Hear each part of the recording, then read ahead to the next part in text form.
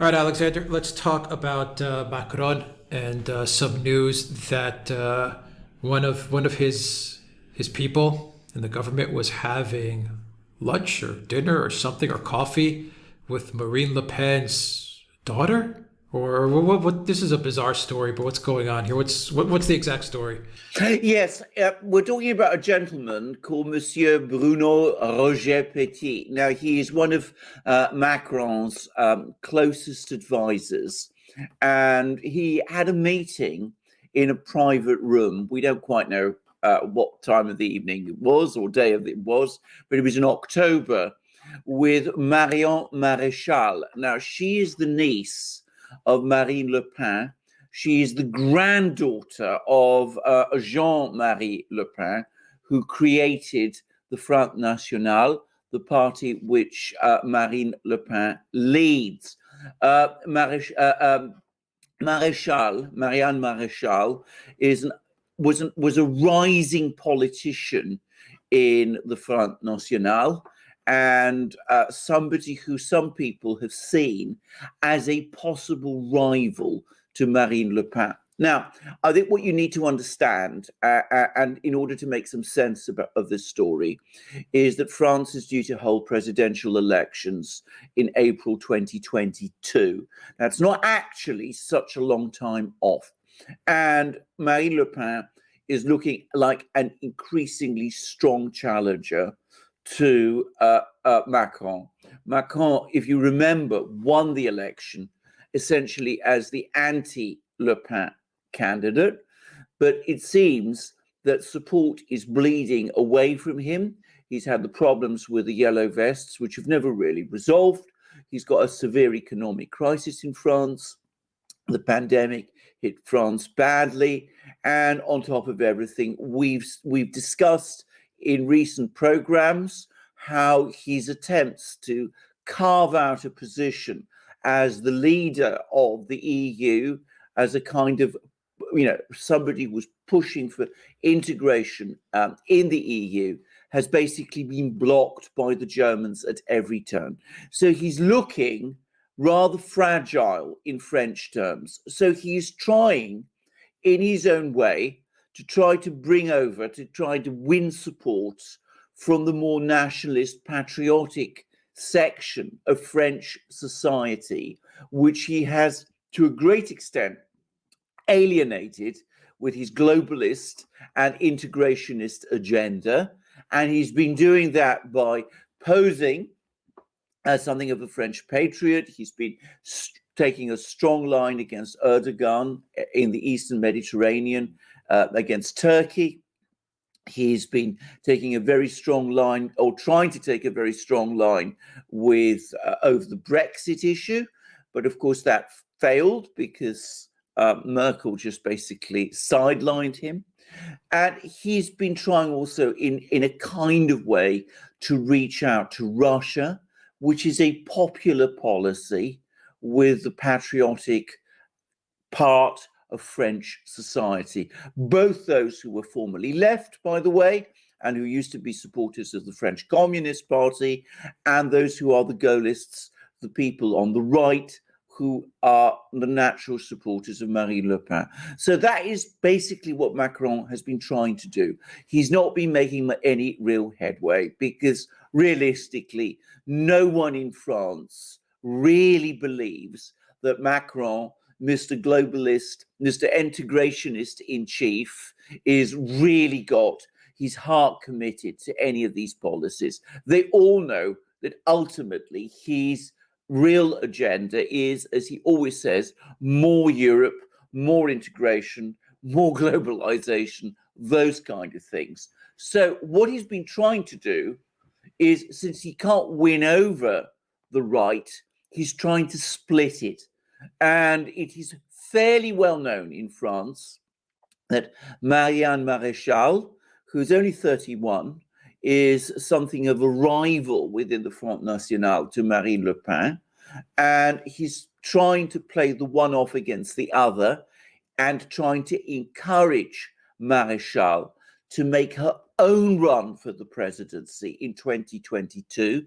It's already been discussed and spoken about in France for some time in the hope that if Maréchal runs for the presidency, she will split the right-wing vote, and the result will be a loss of support for Marine Le Pen, who is his primary challenger.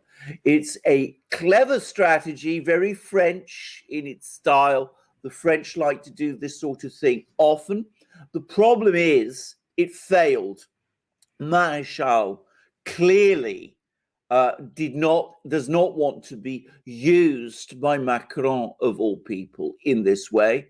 So she apparently gave Macron's emissary, Monsieur Roger-Petit, the brush off, and quite obviously, in order, no doubt, to reassure her aunt, Marine Le Pen, she's leaked the story to the newspapers, because I presume she's the person who presumably is the person who leaked it, and that's how we know about it.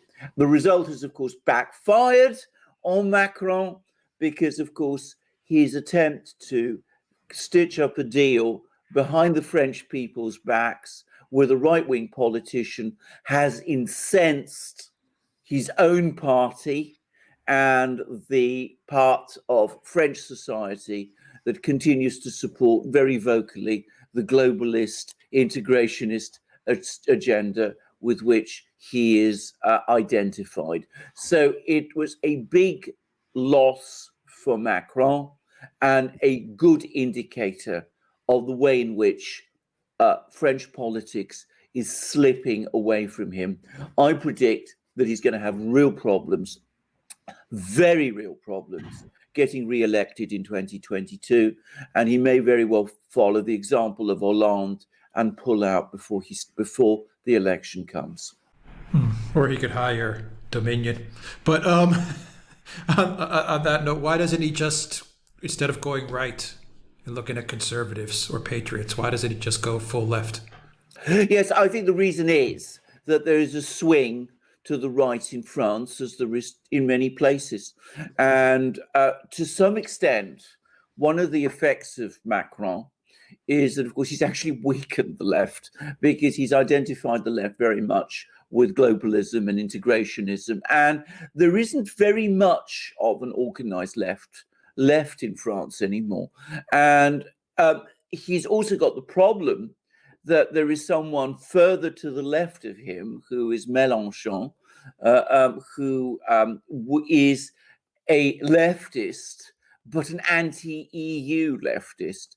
Now, Mélenchon has been, to a great extent, in eclipse over the last few years, so he may not actually be the great challenger to Macron that he appeared to be. But I don't really think there is much room for Macron on the left, because he occupies it already. So with French opinion swinging to the right, he has to find some kind of a way, either of winning over part of Le Pen's base, which isn't working, or splitting Le Pen's base, which hasn't worked either.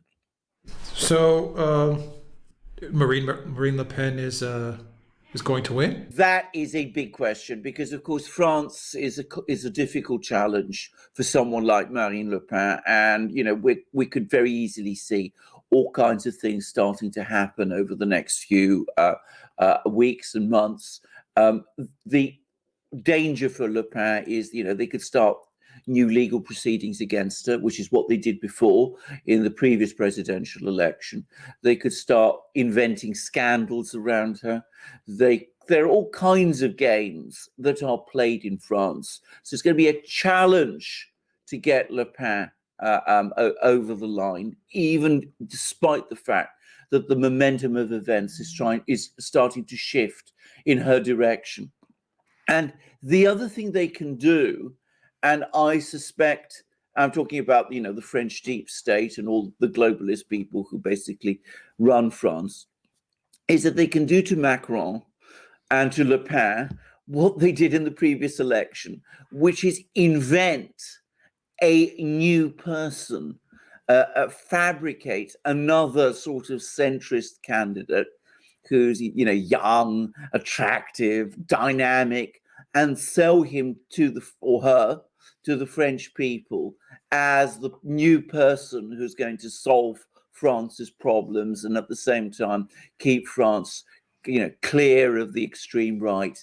Now, that was what they did with Macron. I mean, Macron is exactly that kind of a candidate. He was basically invented out, he came out of nowhere when it became clear that Francois Hollande, the previous president, was unable to win. So they invented Macron, who essentially has continued Hollande's policies, and maybe they could do the same to Macron. They could find someone else who we also have never heard of and try to sell him to the French people in the same way. France is a very complicated country. It has a deep state, just as the United States does, just as Britain does. It's extremely devious and manipulative, even more obviously so than those in the US. It's got, of course, the tremendous power of the French media behind it. So, you know, it's by no means a certain thing that Le Pen is going to win in 2022, but the momentum is now behind her. All right. Okay, we'll leave it there. Alexander Merkers, thank you very much. Guys, click on that subscribe button. Hit that like as well. Do us a favor and hit that like. Also go to the Duran shop, pick up some merch. That really helps us out a lot. And BitChute, Rumble, Odyssey, you'll find us on those other platforms as well. Indeed, please do come to our shop. We've got all of our amazing magic mugs. This is the one I'm drinking from at the moment with the Duran's logo, but you can also find mugs with the flags of many countries. This is Great Britain. You can see I'm wearing a sweatshirt with the flag of Scotland. We've got lots of flags on our wonderful magic mugs and our wonderful shirts, t-shirts, long-sleeved and short-sleeved, and you can see beautiful sweatshirts too, and hoodies. And we've also got hats. This one also with the flag of the United Kingdom there. And you can support us by coming to our shop, as Alex said, and buy the great products that we have there, and with the constantly expanding range of things you will find there. But you can also support us by finding us on our other platforms, which Alex mentioned, and by supporting us by coming and finding us on Patreon, Subscribestar, PayPal. And please also come to our next program. All right, Alexander Merkers, thank you very much. Take care, everybody.